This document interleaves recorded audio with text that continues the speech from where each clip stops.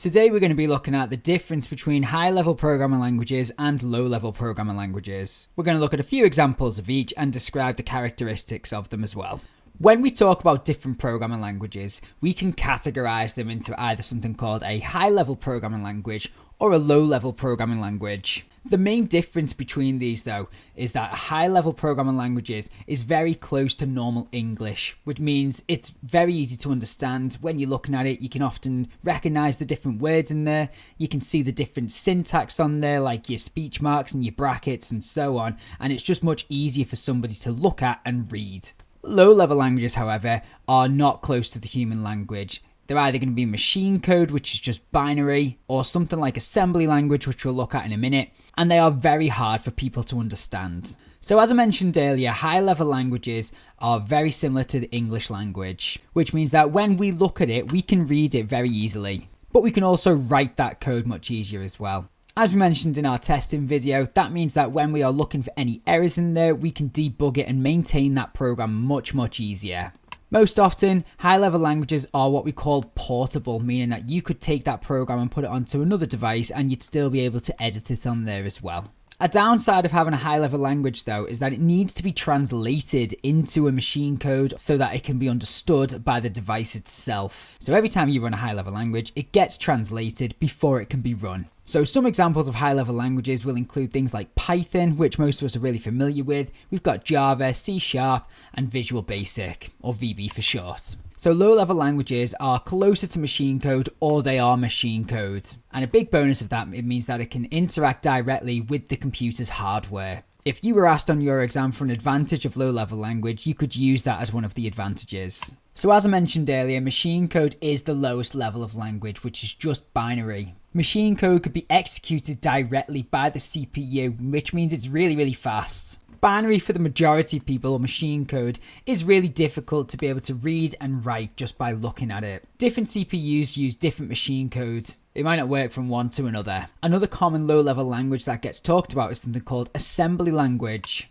Assembly language is really low-level language, but it's not quite machine code. It does require an assembler to be able to translate that last step into machine code. Assembly language uses mnemonics, which are little short blocks of code which we can use to actually write assembly language. Assembly language is still much faster than a high-level language, but it's definitely harder to write and maintain, unlike the high-level programming languages. One of the most common questions that you get asked in your exam is to do a comparison between low-level languages and high-level languages. All of these characteristics that we've looked at so far are really good to be able to say high-level languages do this, low-level languages do this. Any of these ones for assembly language are all relevant and accepted on a mark scheme. Here's a little example about what assembly actually looks like. Here we've got two mnemonics of assembly language. We've got our first one, which is move, M-O-V, and the A is talking about an address, which is just a register on the CPU. The value 5 is going to get moved into that address. This next one is as simple as it looks.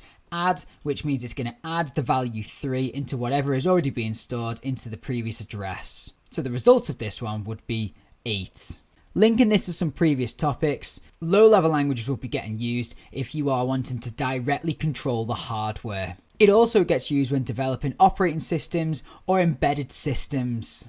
You may also see it if you're programming different device drivers. Today we're going to be looking at the difference between compilers and interpreters. We're going to look at characteristics of each and then advantages and disadvantages of each, which are the most common questions you'll be asked on your exam. So compilers and interpreters come under one category, and that's known as a translator. If you're writing code in a high-level language like Python, your code must be translated first before it can be executed, meaning it means to be translated into machine code before it can be executed. The main types of translators include compilers and interpreters, and we're going to look at both of them. So if you're describing a compiler, it translates the entire program in one go before it can be executed. Unique to a compiler, it produces a separate executable file, which means it's a separate file that you can double click on and it will run that code. This makes it great for sharing so that you don't have to share the original source code once it's been compiled. Once your program is being compiled, you will get a list of all the different errors that are in your code. And then if you make any changes to your code, you'll have to compile it again so that it is a new executable file. So the advantages of using a compiler include that the programs themselves will run faster once they've been compiled. That's because they don't need to be translated again, they can just be run straight away. And as I mentioned earlier, that source code isn't needed anymore. You've already got the file which is being compiled. So you can share that with other people. That's a massive advantage. And it also means big companies don't need to share the original source code once they've sold it. So as a disadvantage, if you've got a lot of code, it can take quite a long time to compile the entire code. And also if you've waited a long time and then you've got a ton of errors, then you've wasted all that time. So it's a bit of a disadvantage that it only shows all of the errors once the whole thing is being compiled. Now an interpreter is different because it's going to execute it one line at a time. Now each line gets executed immediately, so it's going to reach that line, it's going to translate it and then execute it. If it comes across an error, at that point it's going to stop and it's going to display what the error is. So an example of this is Python, and at the end of it there's no executable file being produced. Interpreters often get used if you're going to be testing your program. So advantage of an interpreter includes being easier to debug because those errors are found immediately and it's going to stop and you'll know exactly where the error is. This makes it really useful during program development and testing. The disadvantages of an interpreter include programs generally running slower because the translation happens every time. And also, unlike the compiler, that source code has to be present. So if you were a big company and you wanted to sell your code, you're going to have to share the source code with it. Most commonly on your exam, you'll be asked to compare the two. Sometimes you can be asked for the characteristics of it, but most of the time you might be asked to do advantages and disadvantages of either a compiler or an interpreter. Today we're going to be looking at what is an IDE. We're going to be talking about the different tools that an IDE has, including editors, error diagnostics, runtime environments, and translators. So when you hear the term IDE, it just stands for Integrated Development Environment. This is just a place where you write your code. So idle when you install Python is an example of an IDE. And the one that you often see me using is one called Thonny. You might use a different IDE. It's just a place where you're going to write your code. So you probably already know some of the features of the one that you use where you've been practicing your programming, but we're going to run through them because we need to be able to describe them for your exam. All IDEs come with their own little tools that's going to help developers write their programs. These tools include things like editors, error diagnostics, a runtime environment, and having translators. Now the editor itself is where you're going to be writing your code, and there's loads of little things that happen that's going to help you when you're writing code. One of the most important ones is syntax highlighting. Now we know that syntax is the rules of the programming language and following those rules. For example, if you type a word like print in Python, if you've not spelt it correctly, it won't change color and you can see straight away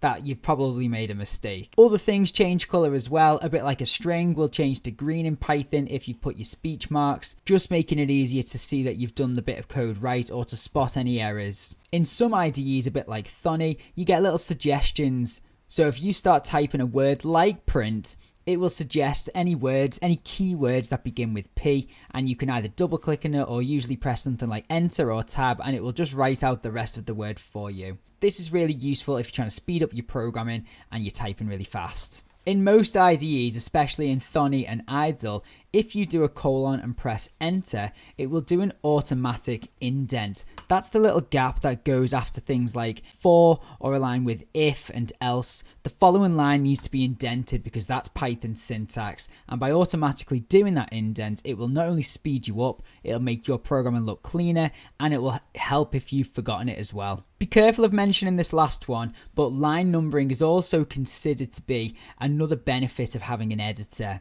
But if you write line number on its own and don't follow it up with a description in your exam, you won't be awarded the mark. But if you write something like line numbering, because this will help you locate errors, then you will be awarded the mark for that. Another tool of an IDE is something called error diagnostics. This is especially going to help when you're debugging your code or testing it. This would include highlighting any syntax errors that you've made. This might be you've run your code, but then like your bracket that's missing or something will be highlighted at the end of the line to sort of say this is where the error is. Quite often when you run your code at the bottom, you might see a big red message if you've got an error. Now sometimes, as we know, these aren't always really useful, but majority of the time, if you know what you're looking at, it's quite useful because it will say something like there's a problem with your string or it's not followed a syntax rule, and then you know what the error is a little bit faster. In the same place, it usually says the line number where the error actually is. Not always 100% accurate, but majority of the time it does say something like line 6 syntax error,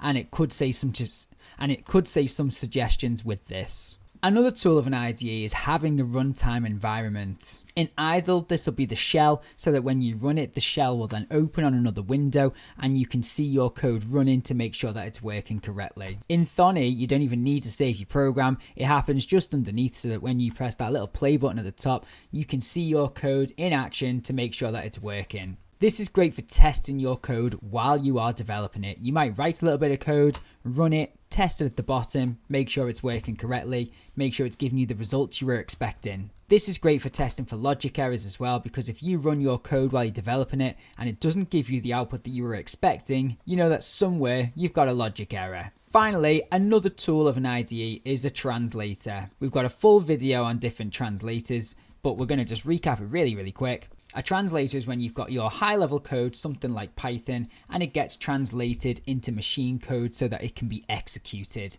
This is another tool of your IDE being able to do this. And the two that we discussed is a compiler, which will translate the entire program at once, and an interpreter, which will translate it line by line, and it will stop if it finds an error. And that's it for this one. I'll see you next time.